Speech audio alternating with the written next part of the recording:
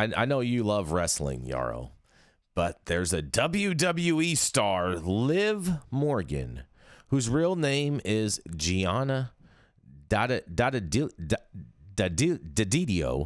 was arrested on Thursday in Florida, your favorite state, on charges of possession of marijuana, according to arrest records. Didio was pulled over by a Sumter County deputy Thursday evening after Morgan's car was reportedly crossing over the white and yellow lines, according to Fox 13 Tampa Bay. A small bag of marijuana was found in the car, along with a vape pen containing an oil-like substance, which tested positive for marijuana, according to the Village News. She was charged with possession of marijuana, not more than 20 grams, and possession of a synthetic cannabinoid, according to public records. That must have been a D8 pen, I bet you. Dadia was booked into Sumter County Jail and released after posting a $3,000 bond. And Dadio is a one-time SmackDown Women's Champion and captured the WWE's Women Tag Team titles with Raquel Rodriguez in early 2023.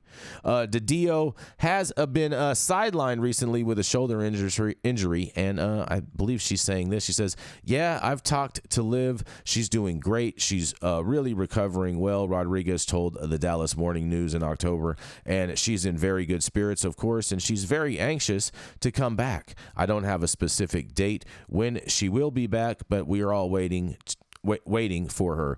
I know I miss her terribly.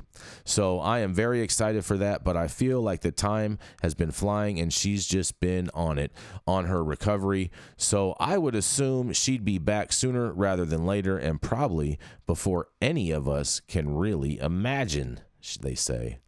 Well, getting caught up with weed in Florida, a little bit of weed, under 20 grams, and a vape pen, and she's going to jail. Probably for some Delta 8.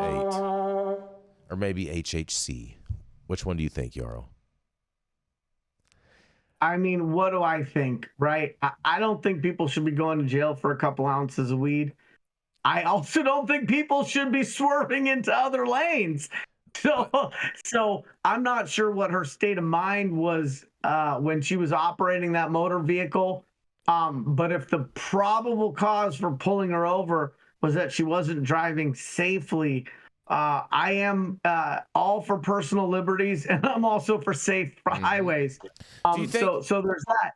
I also don't know if she had just gotten shoulder surgery. Was some of her navigating of the vehicle, was that because she was in a sling, or was there any sort of contributing factor? Had she recently? Nothing related to that, but I wonder, with these kind of steep penalties in Florida, do you think that's one of the reasons that Florida has such a thriving cannabis market as opposed to other states?